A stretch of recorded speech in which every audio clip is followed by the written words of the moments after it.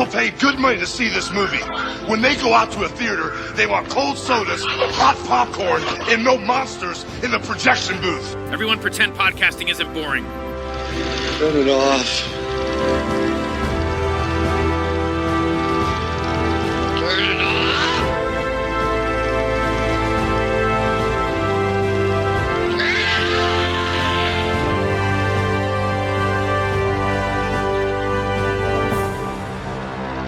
夢というのはなぜ覚めるのでしょう。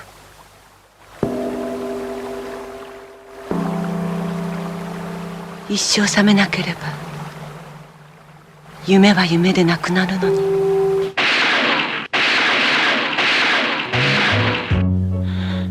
ほらきれない暗闇は二人の愛の火を灯し手に手を取って歩こう My honey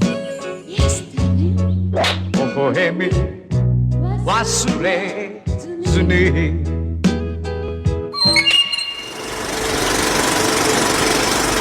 Hey folks, welcome to a special episode of the Projection Booth. On this episode, I am talking with Will Carroll, the author of Suzuki Seijun and Postwar Japanese Cinema, and Peter Tatara, the brand new director of film at the Japan Society and founder of Anime NYC.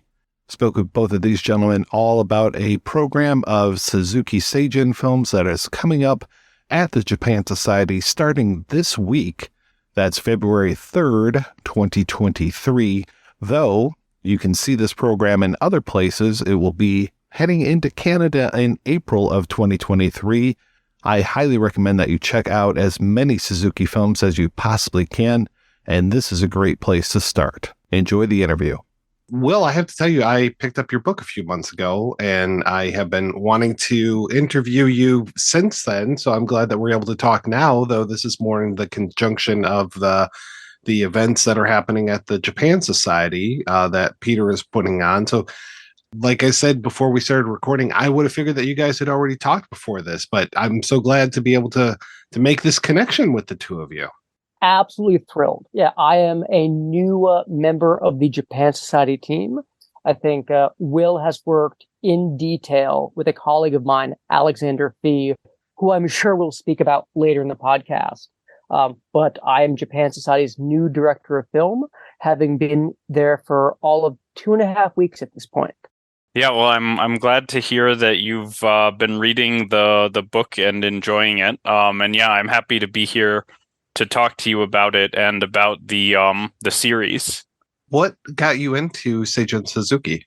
When I was an undergraduate, I was kind of working my way steadily through like all of the films at the library that were released by Criterion Collection way back when.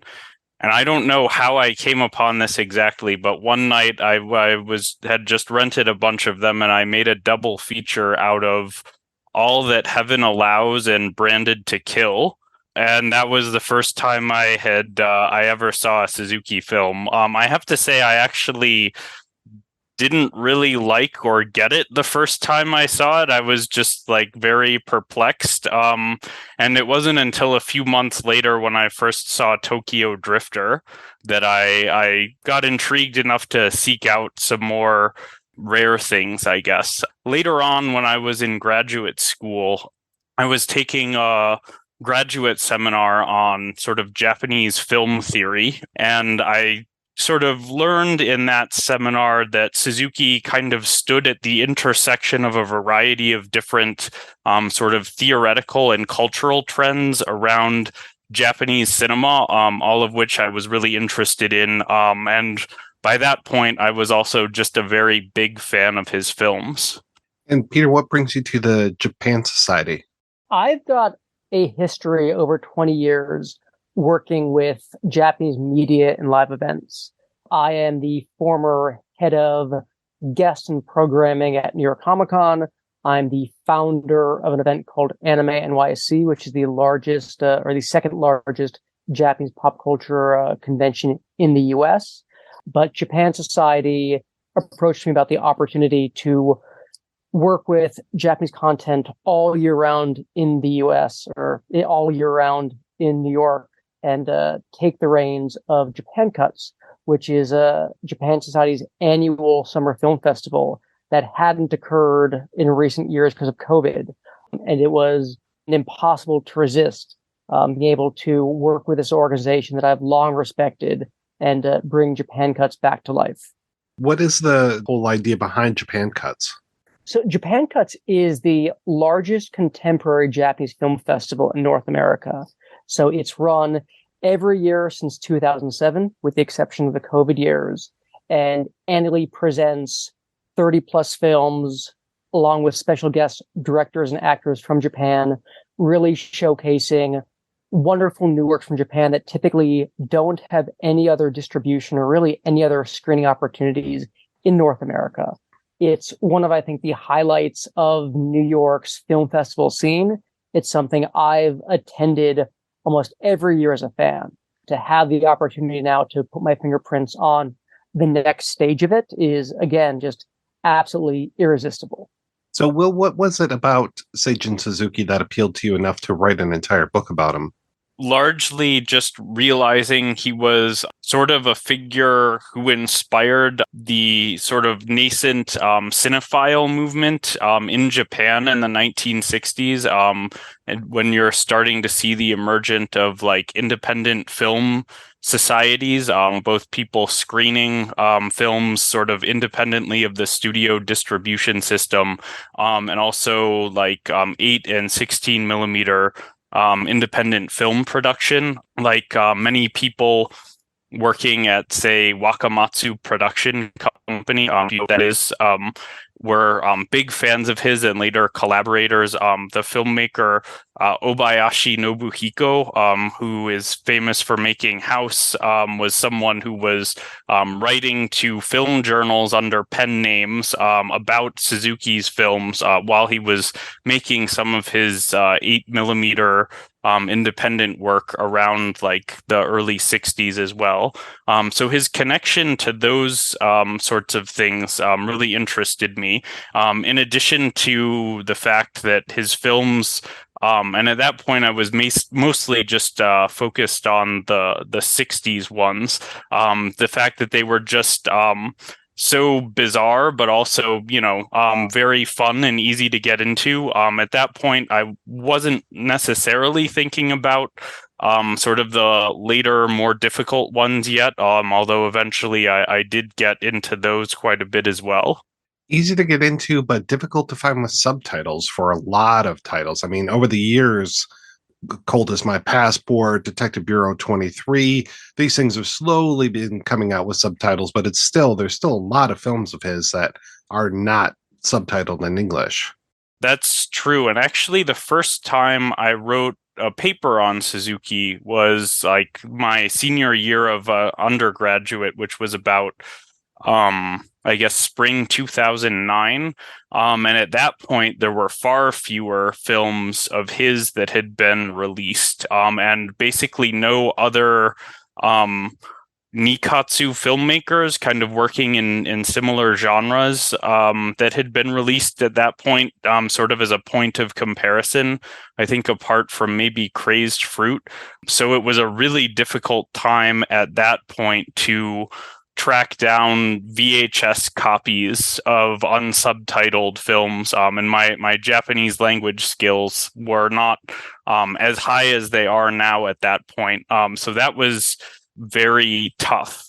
The fact that Suzuki passed away in 2017 at the age of 93, I guess, that is actually a large part of why I was able to see all of his films and in very good formats, because it just so happened I was on a research trip in Japan when like all of the major sort of repertory movie theaters in Tokyo started doing like very extensive retrospectives of his work. And they played all but I think about 2 of his theatrically released films in 35 millimeter. So I was able to watch them that way. And also as a graduate student, I programmed a series at the Film Society at University of Chicago that brought in a lot of subtitled prints from Japan Foundation of some of his rarer films. So I was able to see a lot of them in very good formats that way. At the University of Chicago, Will had worked with a colleague of mine at Japan Society named Alexander Fee. Alexander was one of the chief people at Doc Films at University of Chicago. So way back when, that first Suzuki series was Alexander and Will, and thrilled now that this spiritual successor brings them back together. Alexander is someone I was consulting when I was putting this sort of package of 6 films together, even before I had really gotten funding secured or anything secured with Japan Foundation. Looking at the history of Suzuki and just, his politics, were there any challenges with approaching Japan Foundation to help fund this series? It's very interesting to see, this gonzo, bizarre, goofy leftist director now being the subject of this Japan Foundation retrospective. I never got any pushback from Japan Foundation regarding these films at all. And somewhat surprisingly, just thinking about Suzuki's history with Nikatsu. Nikatsu at this point is also sort of very interested in not only promoting their own historical catalog abroad, but like really playing up their history with Suzuki and showing a lot of his films, which, given the antagonism around the way he was fired at the end of the 60s, is a little bit surprising. But one thing that has been that's made it much easier to study Suzuki than perhaps some other filmmakers around that time, and I'm not going to name any specific studios here, there are some major Japanese studios that are not at all interested in having their historical films getting any kind of release, and will probably ignore you if you try to approach them for rights or films or anything. So the fact that Nikatsu and also Shochiku, the other studio that's the rights holder for a number of his films, are 2 that are interested in that sort of thing, does make programming a lot easier for me. Looking at distilling his body of work down to 6 films, what led you to the final 6 films that are part of the retrospective? Part of it is just a matter of what is in the Japan Foundation's film library. And from programming events with them in the past, I had a sense of what they did and didn't have, because obviously to get things shown throughout North America, you need English subtitled film prints. So I was already working with kind of those limitations in mind. The idea was, instead of to represent what I think are his best films or maybe his most famous films, was to pick a representative sample of different stages of his work. So there are 2 films that are like early Nikatsu films. Satan's Town, which is sort of a film noirish crime thriller, more in line with what you might expect from him. And then also Love Letter, which is a film built around like a romantic song. It's only about 40 minutes long, and it's this very lush romance that was filmed on location in northern Japan. 40 minutes long, black and white cinema scope with like kind of remarkable dolly and crane shots in like difficult locations. So it's a bizarre movie for reasons that you don't usually think a Suzuki movie will be bizarre. But it's also, I remember Alexander really liking that film, which is also part of why I included it. Tokyo Drifter and Carmen from Kawachi for the late Nikatsu period, which is what he's probably most famous for at this point. And I knew I needed one that was a recognizable title, which is why I used Tokyo Drifter, because I think it is maybe an easier gateway film for people who aren't familiar with his work than Branded to Kill might be, or even Gate of Flesh. Whereas Carmen from Kawachi, I think, is one of his best films from that period, but it's not one that's available apart from this 35 millimeter print that Japan Foundation has. And then for the post-Nikatsu period, one of the Taisho films, obviously, but also one of his sort of forgotten masterpieces in my mind, A Tale of Sorrow and Sadness, which is actually probably my favorite film in this selection of his works, which is a very bizarre kind of TV satire, which is the industry he'd been working in for about 10 years at this point, that kind of starts out almost like a straightforward sort of corporate satire that just gets sort of more bizarre as it goes on before ending up like someplace totally different from where you expected when it was starting. Obviously, you're talking about the Nikatsu period and the post-Nikatsu. Do you divide it up by that, or are there other ways of slicing his career up? There's not really a scientific way to do it, especially within the Nikatsu period itself, which is, 40 films that he made in about 11 years, and one television episode. Just because traditionally, when people have started paying attention to his work, like starts in about 1963, usually with like Youth of the Beast, followed by Kanto Wanderer. The Flowers and the Angry Waves was actually one that a lot of people, like his fans in film clubs, were writing about at the time, but it's not as well known now. And of course, Gate of Flesh. Those are the films where you start to see these like sort of independent film journals and film societies talking about a lot when they were released. So I kind of use that as like the marking point for the late Nikatsu period. Yeah, starting in 63 through the end of that. And then anything before that as sort of the early Nikatsu period, although you could divide it up even further than that. And Peter, tell me a little bit more as far as like some of these programs that you're inheriting and then what you're doing going forward. The Seijun Suzuki Centennial. This has been a touring program that Will has worked together with Japan Foundation to create. So this has, throughout the course of 2022, has played at Bard, Duke, Berkeley. We're thrilled to present it at Japan Society in New York this February. And I think it's also playing in LA at American Cinematheque later in February. So this was a complete piece that I'm thrilled to now host, but did not have any part in the actual programming of.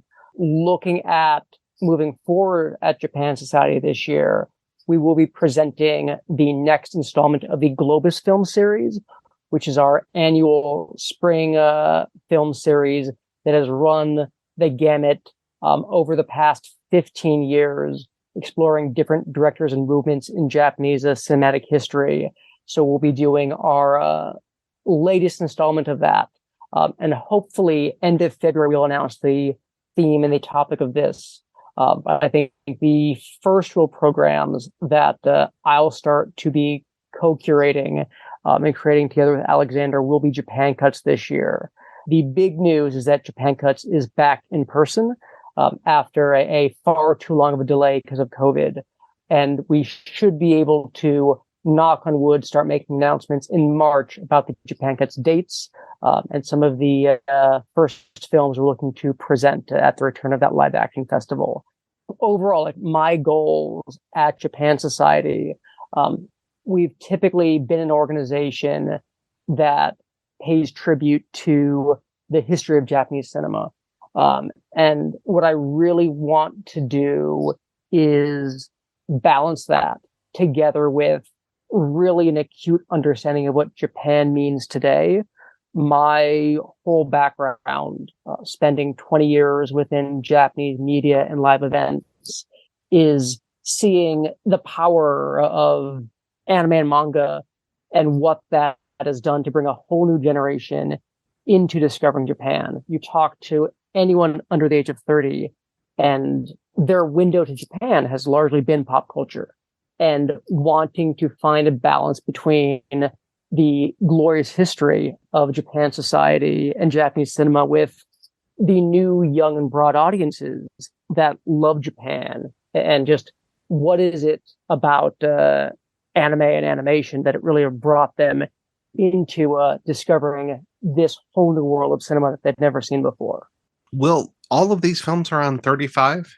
All of them are on 35. I think some of the places that have been doing retrospectives have added like a couple DCPs of other films. Like I know Rochester, which is playing them now, or the George Eastman Museum in Rochester, which is playing them now, I think added a DCP of Branded to Kill. And I guess Berkeley has their own 35 millimeter print of Fighting Elegy, so they played that as well. But the 6 films that are playing at Japan Society are all on 35 millimeter. Any chance of these coming to Detroit anytime soon? I mean, I wish. I looked for venues in that area. I actually grew up in Birmingham, Michigan. So that is actually a place that I really wanted to show a couple of these films. So if you know of any good venues that can play 35 millimeter in that area, and can like get me in contact with them, I would be very happy to try at this point. The one venue that I did try was the Michigan Theater in Ann Arbor, which I was told was like their programming was already kind of too booked up too far in advance for us to get there. For folks that aren't in the know, where are these actually showing? Where is the Japan Society Theater? Of course, yeah. So Japan Society is right in Midtown Manhattan. We're at 333 East 47th Street. Japan Society is a year-round institution.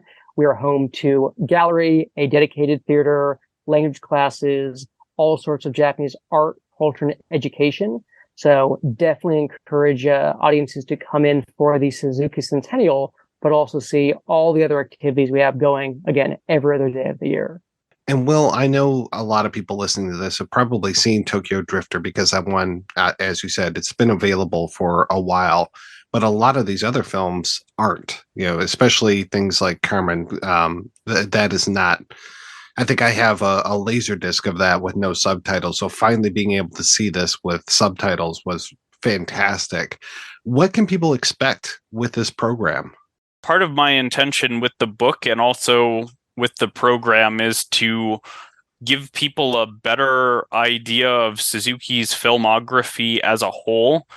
Certainly, I think something like Love Letter is probably going to challenge people's assumptions about the kind of filmmaker Suzuki is. And there are actually quite a few other early films in his, or not just early films, other films in his filmography that aren't very well known that kind of are in the more melodramatic mode. And he was actually fairly good at that, partly because prior to being at Nikatsu, he was apprenticing at Shochiku under a director who specialized in melodrama. But once you realize that, you can also kind of see sort of techniques that are more closely associated with melodrama being used in very bizarre ways in a lot of his other films. Just like some of the ways that he uses elements of weather, often in very kind of unnatural and almost overdone for dramatic effect ways like that. And in addition to that, I think it'll hopefully just get the sense out that there are many more worthwhile films in his filmography that are not widely available, and hopefully get people interested enough that we can see more of them get more widely released soon. And Peter, where's the best place for people to pick up tickets for this event? Right at japansociety.org. Well, thank you so much, gentlemen. It was such a pleasure talking with you today. Thank you very, very much. Thank you.